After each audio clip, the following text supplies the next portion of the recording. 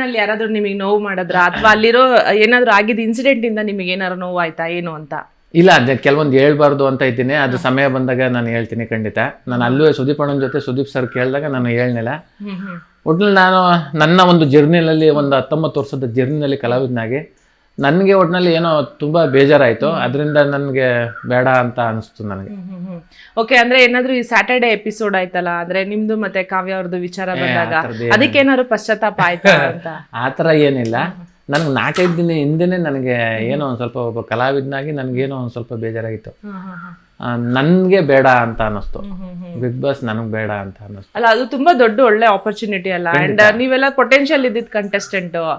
ಆ ತರದೊಂದು ಡಿಸಿಷನ್ ತಗೊಳಕ್ ಆಕ್ಚುಲಿ ತುಂಬಾ ಧೈರ್ಯ ಬೇಕು. ಅಂಡ್ ಯಾವ ಕಾರಣಕ್ಕೆ ಅಂತ ಅಲ್ಲ, ಅದೊಂದು ನಾನು ಈಗ ಹೇಳಕ್ಕಂತೂ ಇಷ್ಟಪಡೋದಿಲ್ಲ. ಅದು ಸಮಯ ಬಂದಾಗ ನಾನು ಖಂಡಿತ ಹೇಳ್ಕೋಬೇಕು ಅಂತ ಇದ್ದೀನಿ.